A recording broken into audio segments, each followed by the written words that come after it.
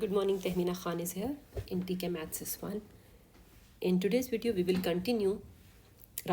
start the topic differentiation, which is the part of the syllabus of year 11 mathematics. We are doing it in context of year 11 right now. Now in 3 different boards, it has different names, but right now what I'm covering is same across. So for example, these are 3 boards. International GCSE, they call it further pure maths, grading is 9 to 1. The other Cambridge IGCSE Mathematics Additional, code is 0606. And the third one, Cambridge O-Level Mathematics Additional, they call it Additional Mathematics 4037. So these are the codes. If you will see their syllabus, it is 100% same, except that in the differentiation here, in 0606 and 4037, they differentiate tan function also and ln function also. The rest is all same. So this will be refer to all the students of year 11 further maths or additional maths. So let's start. As we are continuing the series of Pearson Edexcel GCSE further maths, this topic is number 9. So in this video we will cover the first topic, which is gradient function, and what is differentiation of multiple power of exponential function, algebraic functions, trigonometric function. And in trigonometry, we will cover only sine and cos for this syllabus. So first of all, you need to understand what is the meaning of differentiation. Now, this is a process which I will teach you in a while, in which you get another equation, right? Now, that equation helps you to get the gradient or the slope on the curve at any point very quickly. For example, if I want to know the gradient at this point, in that function which I will find out with the help of differentiation, I will just substitute this value of x and I will get the gradient. Earlier in mathematics, we used to draw the tangent line here and then taking 2 points on the tangent line, applying the gradient formula, and then finding the gradient of the tangent, which would be the gradient of the curve at that point of contact, right? So let's see how do we find out the gradient function. Now this is the formula given here. How would you remember it? At your level, we will apply it on single terms. What do I mean by that? In this equation, if you see, this is one term, another term, another term. So there are 3 terms in this function. So what I will do in each function, for example, if this is the term, I will multiply the term by the power. So it is 4 times 2 is 8. And then I will subtract the power by 1. So it will become 1. So in general, this is how do we write it. If it is ax power n will come here as a multiplier, a power n times x, and subtract the power by 1. Now let's see the second term, which is minus 8x. So I'm writing here. So 4x square will become 8 times x. Now the next term, which is minus 8x, right? When there is no power on the x, it is considered as a 1. So this 1 will come here as a multiplier. Minus 8 times 1 is minus 8. X power 1 minus 1. So it will become what? X power 0. And anything to the power 0 is 1. Now let's see this last term, which is 3. When it is constant, actually it has along x power 0, right? This is what the constant term is. So when you multiply 0 by 3, when you differentiate this term, 0 multiplied by 3 is 0. So that's why whenever we differentiate any constant, after differentiation it becomes 0. So let's do it all together. Let me erase this part. So once you will understand how to differentiate, then it will become very easy for you. So if I'm differentiating this, first of all, you need to understand how to represent it. Differentiation is represented by 3 ways: f prime x, or y prime, or dy over dx, right? So if function is given in this form, for example, y is equals to 4x square minus 8x plus 3. So when I will differentiate it, I will use this symbol. If it is given f of x equals to, then I will use this symbol, right? So this is the notation for differentiation. By the way, when it is given y, you can also use dy over dx. So let's start differentiating it. So it is 4 times 2 is 8, x, 2 minus 1 is 1, minus, this is power 1, 1 times 8 is 8, x, 1 minus 1 is 0, plus, now it is only 3, it means what it has along? X power 0. So 0 times 3 is 0. So after differentiation, what will I get? This, right? 1 minus 1 is 0. So let's do more questions. So few questions, by the way, in this video, I have done few questions already where you will test your understanding by putting the video on pause, and few I will solve in front of you. Now, whenever you are differentiating, bring the variable in the numerator first of all. So for example, root x is in the denominator. I'll bring it up. Applying the law of indices, you know root means power half. When it will go in the numerator, it will have power minus half. So now let's apply differentiation here. Dy over dx, it is also called first derivative because there is differentiation after another differentiation. So it is called second derivative. We will do that later. So right now this is called first derivative. So what we will do? Power will multiply by the coefficient here, which is 1 over 4. Once you will get expert, you can do it mentally. But at this point, I will write each and every step. Power minus 1. Because what is the rule?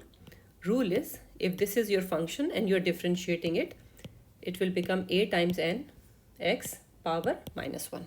So this is what I'm doing here. So now it will become minus 1 over 4 times 2 is 8. And this will be minus 3 over 2. Usually we do not leave the answer in negative power. It's not that it is wrong or right. This is the usual practice. So I will bring it down here and I will write 3 over 2. Otherwise it is not wrong writing like that also. So now it seems like part B, two algebraic expressions are multiplying. So I will expand the bracket first of all. We have started with the easy cases. So now I'm differentiating it. So 4 times 3 is 12. 4 minus 1 is 3. Now this 3 will come here as a multiplier. 3 minus 1 is 2. Finish. You don't need to further factorize or anything. No need. At this point, just leave it like this. Now this one is for you. A little tricky. I want to see you can think a little differently. Like I said, you must have variable in the numerator. So how will you bring it up? And then you will differentiate. So I'm giving you 1 minute. I will not hold the video for that long. So you can put the video on pause and try it. And I'm showing you the solution. Okay. Now if you notice here, what did I do? I split it into two parts. X over x square minus 2 over x square. After that I simplified. You know that. Simple. 1 over x. And then I'm taking the x up. So it will become x power minus 1 and minus 2 x power minus 2. By the way, one thing I would like to explain here. If you have something like this, please do not take 2 up. This is a common mistake. Half will remain here. Only x will go up, okay, with the negative power. So remember this thing and be very careful. Coefficient does not change. So now I will differentiate it. Achha, one more thing you have to notice here. What am I writing here? Y. The reason is I am not differentiating now. Right now I'm just simplifying the expression given to me. Once it is in a form where I can differentiate it, then I will change my notation. See here now. So this y has changed into dy over dx now because I'm differentiating this term now. Can you notice here? So once you differentiate it, then change the notation. So I hope you have done it correctly. Let's do these two questions in front of you, A and B. And D and E I have solved here halfway. So you will put the video on pause and try it yourself again. So what did I do here? One step, I multiply x cubed by these terms to make it simple. Now 1 over 3 is a multiplier. I don't want to disturb it. I want to keep it outside. So now when I will differentiate it, I will keep 1 over 3 as it is, and I will differentiate these terms. So x power 4 will become 4x cube. You know it.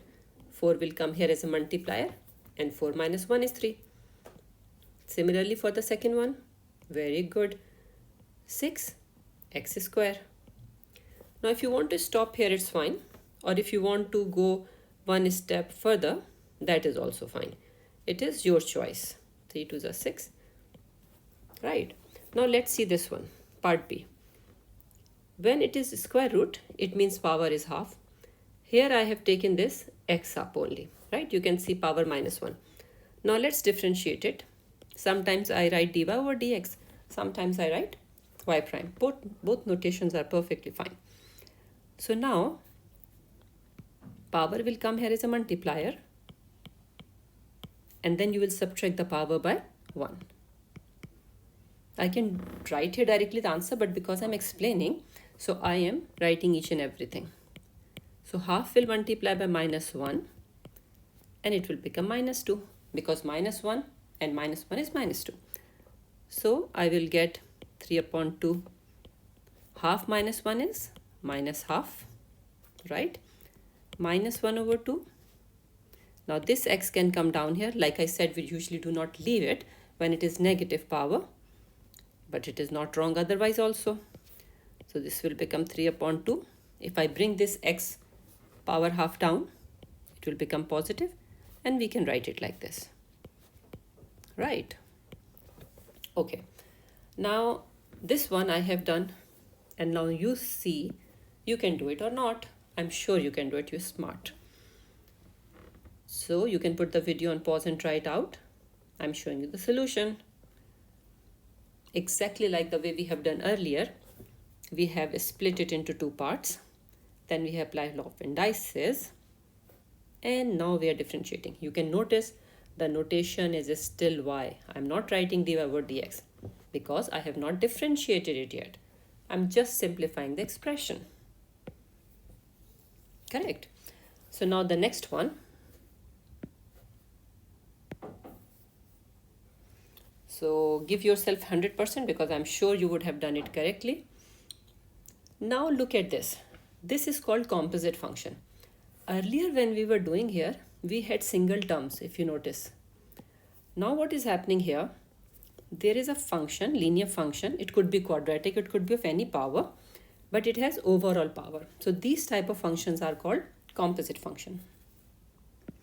How do you deal them? Because there are different ways of differentiating functions. First thing you have seen. In composite function, I've written here in the red. What happens? The function in the bracket you don't disturb initially. The power will come here as a multiplier. You can notice. Function remains the same. And you subtract the power by 1. After that, you multiply by the derivative of the function inside the bracket. So differentiation of this is a. Now, if algebraically you are not understanding, I will explain you with the help of the example which has numbers rather than letters. So a will multiply by n, it will become na. Now let's see, we do the same thing here. By the way, the logic behind is it called chain rule. But in my experience, if students are explaining chain rule at this point, they get little confused. So I introduce chain rule when I do rate of change. You understand my point? So we will do chain rule, but with the rate of change. At this point, I'm telling you the conclusion, what is finally done, because nobody shows the chain rule stepwise in the working. That is totally just time consuming, I would say rather. Okay, so now if I'm differentiating this composite function, it will be power will come here as a multiplier. Function will remain the same. Power will be subtracted by 1. Multiply by the derivative of this function. So what is the differentiation of 3x? 3.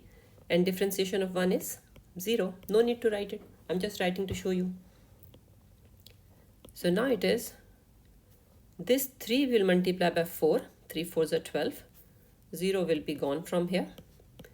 It will become 3x plus 1 power 3. Let's do another question.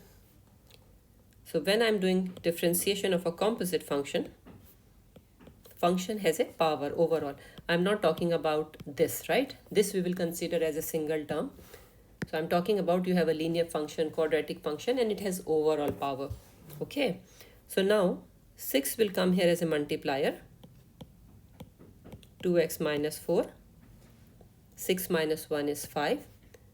Multiply by the derivative of this function. Derivative means differentiation. So differentiation of 2x is 2. And differentiation of 4 minus 4 is 0. I'm not writing that.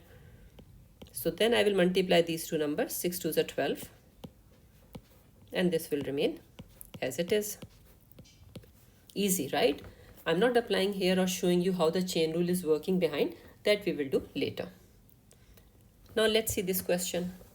It is in the denominator. I told you we should have it in the numerator. So I'm taking this function up. If I had here, for example, if I had here 5, then I would have written 5 here. Okay, right now it is 1, so no need to mention it. Okay, so now I have to differentiate, but this question is saying find the value. Now let me explain you one thing. So far what we are doing is, for example, okay, roughly sketching just to explain the meaning of the question. For example, this is my curve. And I want to find the gradient at this point. This is suppose 1 or 2. I want to find out the gradient at this point, suppose minus 1. I want to find out the gradient at this point, suppose 3. So this function which I have found here, it is called a gradient function. What it's called? Gradient function. So when you differentiate first time, the function you get is called a gradient function. Why it is called? It helps you to get the gradient at different points on the curve. So in place of x, if I write minus 1, I will get the gradient at this point. If I substitute 2 here and solve it, I will get the gradient at this point. If I substitute 3 here in place of x and solve it, I will get the gradient at this point. So this first derivative gives us a gradient function, right? So now in this question, so far we were just finding out the gradient function. But now question says, find the value of this gradient at point 1, 2 in this curve. So first of all, I will differentiate it to get the gradient function. This power will come here as a multiplier. Power will be subtracted by 1, so it will become minus 4. Then differentiation of this will be 3 minus 2. 2 is differentiation 0, so it is 3 3s are 9. Now this is my gradient function. Like I said, I like to write it in the positive power, so I'm taking it in the denominator. So this is my gradient function. So this gradient function, I have to find out its value. So this is the x point and coordinate, and this is y coordinate. So I will substitute x is equals to 1 in it to find out the value of the gradient at that point on the curve. So it will become 3 times 1 minus 2 power 4. So it will become minus 9. 3 1s are 3. 3 minus 2 is 1. 1 power 4 is 1. So my gradient is what? Minus 9. So question says find the gradient of dy over dx. It is minus 1. Oh, sorry, minus 9. Now this is new thing. Like I said, in your course, you have 3 types of functions. Algebraic functions, which we have just seen, exponential function, and trigonometric function. So there is a different technique to differentiate each type of function. So now we will see sine and cos. In the syllabus of Pearson Edexcel, there are only 2 trigonometric functions, sine and cos. Tan is not included, right? So now let's see. So this you must know, okay, differentiation of sine x is cos x and differentiation of cos x is minus sine x. In this video, we are not seeing the reason or the derivative, how do we get, otherwise there is a separate video on these. So what you will remember, whenever you are differentiating sin x, it is equals to cos x, and cos x is equals to sin x. Now, right now in this example, you see the angle is 1x. Can you notice? But let's see in this example. This is differentiation of sin ax. What is the answer? A cos ax. How will you understand this? See here. If I have to differentiate sin 2x, the differentiation of sin is cos, we have seen here. So I will write sin 2x multiply by the derivative of this, which is 2, because differentiation of the 2x is 2. So this will become 2 sin 2x. Sometimes it is misunderstood and students multiply. Don't do that. This is a multiplier and this is an angle. You can't multiply them, right? Similarly, if I have y is equals to, suppose, I'm just changing a bit, 4 cos 3x, for example, and you have to differentiate it. So 4 is a multiplier, it will remain here. Differentiation of cos is what? Minus sine, right? So differentiation of cos 3x will be minus sine 3x multiply by the differentiation of angle. What is the angle? 3x. So it will become 3. So final answer will be minus 4 3s are 12 sine 3x. So let's focus on trigonometric differentiation and then we will see exponential differentiation, which is here. So let's do 1 or 2 questions of trigonometry only. So we will do together here A, B, C, D, E we will do afterwards. So let's do with me part A first. So it is y is equals to sine 4x. So we have seen the differentiation of sine is cos. So the derivative will be cos 4x multiply by the differentiation of 4x, which is 4. So it is 4 cos 4x. Now let's see the differentiation of 2 sine 5x. So it will be 2 differentiation of sine is what? Cos. So it is cos 5x. Angle does not change in first time, right? Multiply by the differentiation of 5x, which is 5. So it will become 5 2s are 10. 10 cos 5x. Now last part. Y is equals to 4 cos x. Differentiation of cos is what? Minus sine. So it will be 4. Bracket is compulsory, otherwise it will change the meaning of the question. Minus sine x multiply by the differentiation of 1x is 1. So I will get minus 4 sine x. Right. So now let's see exponential function. Then we will do this one. Now you need to understand the rule of the exponential function. This is very easy. If you have a function e power x, the differentiation is same exponential function multiply by the derivative of the power. Right now the power is x. So differentiation of x is 1. And that's why it is not written here. Right? So for example, if I have, just to explain it to you, suppose I have y is equals to e power 2x and I have to differentiate it. So like I said, for exponential, it remains the same multiply by the derivative of the power. So differentiation of 2x is 2. So it will become 2 times e power 2x.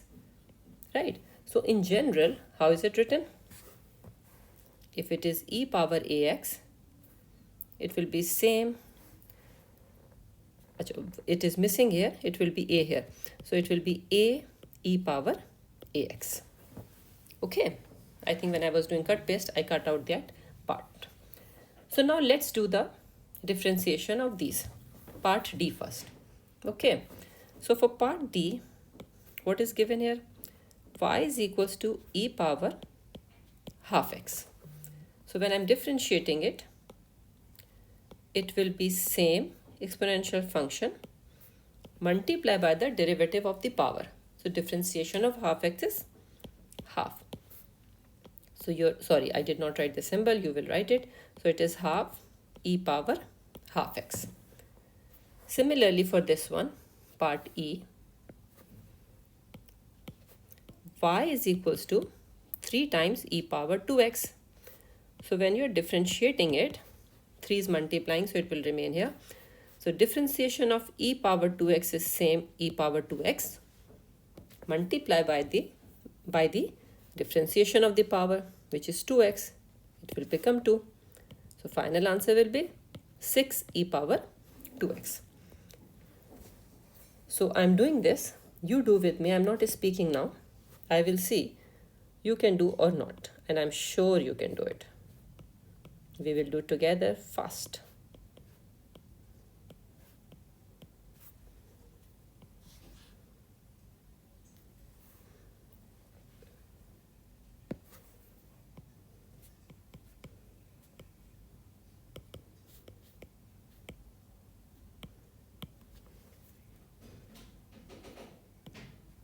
So differentiation of sine is cos x, and multiply by the differentiation of x, 1x, it will be 1. So I'm not writing it. Minus 2. 2 is multiplying with cos x. Differentiation of cos x is minus sine. So it is minus sine 3x. Multiply by the differentiation of the angle, which is 3x. It will become 3. So my final form of differentiation will be 3 cos x minus minus plus 3 2s are 6 sine 3x, and the last part f y is equals to 2 e power 2x plus 4x. So differentiation will be what? 2 exponential function remains the same, multiply by the derivative of the power, it is 2x, which will become 2. Differentiation of 4x is 4. So this will multiply. It will become 4 e power 2x plus 4. You can leave it like this, or you can factorize if not necessary, your choice. Achha, by the way, so far, whatever the power of exponential is coming, it is 2x, half x, 3x. So I would like to tell you here that it could be in power square also. For example, it could be something like this. Okay, so when you will differentiate such function, it will be same multiply by the derivative of the power. Now what is the differentiation of x square plus 3? It is 2x plus 0. 0 you will not write. So it will become 2 times x times e power x square plus 3. Okay, so that's why I'm continuously using the word multiply by the derivative of the power. So now these are the two, I think last two questions, yes, of this video. So you can put the video on pause, differentiate this function and put the value of x in it and get the value. Because in this question you have to find the gradient of the curve. Okay, so now you can put the video on pause and I'm showing you the solution. If you don't understand anything, you can write it in the comment. Otherwise also you can write good comments to give me encouragement to make more videos. Okay, because positive encouragement is very important in life. So I hope you understood this. You can match your working with my steps. Please write each and every step. Thank you so much for watching the video. Please press like and subscribe button and share it with your friends.